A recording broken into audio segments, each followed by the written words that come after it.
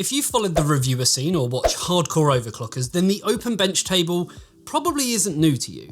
It's exactly like it sounds, an open bench table. Great for easily displaying hardware or for benchmarking and attempting to break world records.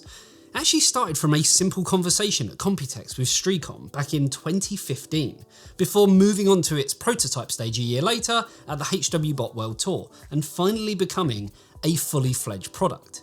Though the market was always going to be small in comparison to, say, a mid-tower case, for us as reviewers, it's probably become one of the most versatile products in our offices over the years.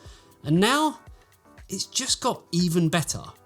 Much like this word from our sponsor. Scorpions are generally regarded as the thing of nightmares, and their venom costs $39 million per gallon. And you thought fuel was expensive. Luckily, the Scorpion 3 case from ChiefTech is the thing of dreams, and is affordable too. With 4 pre-installed ARGB fans, an RGB hub that can be synced directly with your motherboard, and support for the largest components, you'll be laughing all the way to the bank. To find out more, click the link in the description below. Now, with any new product on the market, especially one that's pretty new in design, it's never going to be perfect. And with only a handful of brands ever attempting anything similar, like we'd seen from Cooler Master and Primo Chill, they ended up either being ugly as hell and frankly huge, or so small that it never really gave you anything better than just running your hardware from on top of the motherboard box. The Open Benchtable, however, wanted to give users functionality, form, and style, while also being portable. It was a big ask, but something that they managed to achieve. It came flat packed, like something you'd expect from IKEA, though with the quality you'd know if you've ever seen anything from STREACOM. Cast from a single piece of custom machined 8mm thick anodized aluminium, meaning weight wasn't an issue at just 1.73 kilograms. The beauty of its flat pack design is that everything you need nestles within the motherboard tray itself. When seeing it for the first time, you likely wondered where the rest of it actually was. It made the BC1 innovative and stylish with different colours and a completely toolless design. It even had room for radiators, supports for your GPU, and a way of having your power supply kind of float underneath. So what was missing? Well, from face value, likely nothing. But as the Open Benchtable BC1 was created by enthusiasts, they were open to criticism and feedback from professionals within the industry, and also the general public, who wanted a way of showcasing their rig, different to the mass amounts of Lian Li 011 dynamic builds, which, while it is a great case, it's kind of also been done to death now. So that's where the BC1 version 2 comes in. I mean, not very inventive with its naming, but for a very good reason. While it's undergone a huge redesign, they didn't want to take away from the look that users have grown to know. I mean, building a brand from the ground up is extremely difficult anyway. So if you have something that works, tweak it, sure, but don't completely scrap it. And that's exactly what they've done, made it better while keeping the essence of what made it great to start with. Now, from a first glance, it looks pretty much the same as the V1, though now it has a new colour. Out with the red, which will be missed by some, and in with the new titanium colour, which looks absolutely stunning. I never thought anodized aluminium could look any better, but titanium just does something to it, especially with the way that the light kind of bounces off of it, giving it a grey, almost green look to it. It really is quite breathtaking. Now, users of the original will also be pleased that while the BC1 has had a redesign, all of the custom screws supplied with both versions are interchangeable. And that's one big thing that was at the heart of the V2, wastage. The Open Benchtable was a product that was built to stand the test of time.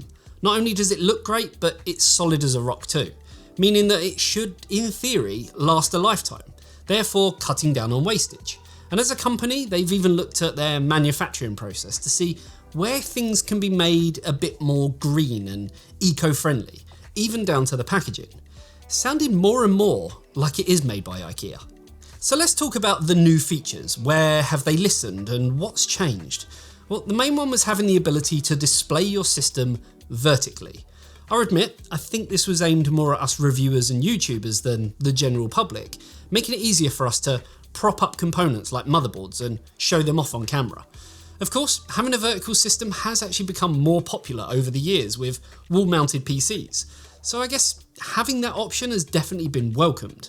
I will warn you though, depending on your components, it could end up making the whole thing a bit top heavy, so keep that in mind. Another big change comes down to the screws. Yes, it sounds boring, but it's probably the most exciting part of the BC1, as again, with the hope of reducing waste, the threads that were made directly in the previous version have now been scrapped in favour of removable spring-loaded threads. If a thread gets damaged, they can now be replaced without scrapping the whole thing, and they can take a much higher torque rating as well. It doesn't just stop there though, as the BC1 has always been about being compact, but also accepting the largest components. With that, the V2 twin design bracket was born, which allows you to mount 2 items from a single location, one upper and one lower. It just kind of opens up the possibilities even more for all types of users. Now, another one of the biggest pieces of feedback from the community was the inclusion of 2 12mm holes in the bench itself so that you can install both power and reset buttons, just in case your motherboard doesn't include them. This, I think, is aimed more at the general public, as hardcore overclockers and reviewers typically use higher end motherboards which do have buttons on the boards themselves. Another big feature, or should I say small, now includes the support for SFX PSUs due to their slightly different mounting locations. That means it's perfect for small form factor systems, though a mini version is actually on the way if you want something with, say, a smaller footprint that can house mini ITX boards. The V2 also comes with improved rubber pads on the feet, which may not sound all that important, but it's been my biggest bugbear from the V1, which when loaded up with heavy components and wanting to move the bench, the feet would still be stuck to the desk and kind of deemed unusable. They'd just end up falling off. Now, when this arrived with me, I had a bit of an ulterior motive. Yes, I wanted a nice little upgrade to our existing bench, and also having multiple benches definitely helps us out. But we wanted to take it one step further. We wanted to use the Open Bench V2 as a benchmark baseline for all future case content on the channel. What our plan involves is taking a predefined set of components that will fit in basically every case on the market, whether it be big or small, and allow us to take temperature and acoustic readings from select areas for the fairest comparison possible. We will be pushing out another video very soon going through our kind of complete methodology and the reasons we chose each component, so make sure you're subscribed, as I know this is something our community has wanted for quite some time. And it allows us to take a look at cases based on their stock fan configuration and kind of report as to how they perform comparatively. And what better way to do it than with an open air test bench, which in theory should give a nice balance of airflow, because it is open, but also because it has kind of lots of room for temperatures to breathe, but we can get a fair acoustic value as well. So any feedback you have on that, let us know in the comments section. We will be listing the test system down below in the description if you can't wait for that video, just so you know what we're actually going to be using. So with that out of the way, let's take a look at the performance. Obviously, don't take it too seriously, it is an open air test bench, but it at least gives you something to think about. Starting with the CPU, at idle, the BC1 V2 gave us a temperature of 31.3 degrees, and at load, the temperature rose to 71.1 degrees. The GPU idle sat at 32.8 degrees, and at a load, rose to a modest 44.7. The chipset sat at 47.3 degrees at idle and rose to 50.6 degrees during our Furmark Prime 95 torture test. And for the M.2, it went from 32 degrees at idle up to 52 degrees at load. During our Metro Exodus Enhanced Edition stress test, we saw the CPU climb to 46.2 degrees, the GPU to 50 degrees, the chipset to 39.4, and the M.2 to 45.5, all at load. Finally, when it came to acoustics, at idle, the reading was 35.7 decibels, and at load, it went up to 43.1 decibels. So performance-wise, there's not really much to talk about. As mentioned, this is our benchmark baseline figure, and something we'll be using to compare against cases moving forward. So the results will start making a bit more sense as we grab more data to compare to. Performance aside, we need to talk about the V2 in comparison to the V1. I mean, it definitely has a lot more to offer without losing its identity. And while it does come in slightly more expensive by around $30 more than the launch price of the V1, I kind of feel you get that in the extras that come included, that were, I guess, more of a wish list before. The quality is beyond what you can imagine, and the look and design is kind of more like art than anything, and yet even with its small footprint, it still doesn't skimp on functionality, and now just includes more versatility as well.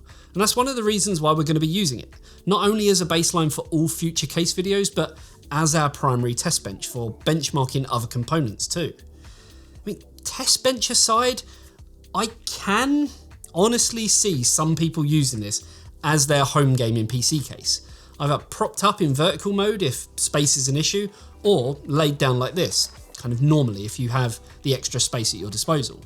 It's not going to be the prettiest thing in terms of cable management, but we still managed to do an okay job. But in all honesty, it's not trying to be pretty in that sense. It just is what it is. And for me, it's something that just reminds me why I'm an enthusiast and why I got into computers in the first place. What about you guys? What do you think? Would you rather stick with a conventional case, or could you see this propped up on your desk for everyone to see? Let me know in the comments section below. And if you like this video, a sub to the channel would be greatly appreciated, and I'll see you in the next one. See you later, guys. Bye-bye.